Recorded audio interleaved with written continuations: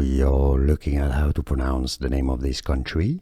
We're going to be looking at how to say more country names like that one. Too many people mispronounce as well, so make sure to stay tuned to the channel. Tons to learn here. Alright, so let's break down how this name is pronounced. Let's go through Arabic pronunciation. So how it's said locally. Qatar. Qatar is how it's said. I know many people in the US say it as Qatar.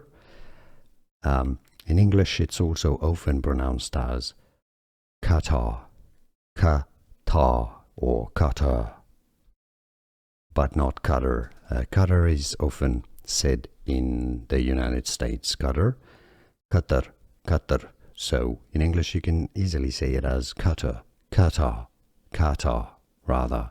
Qatar would be the closest and best pronunciation.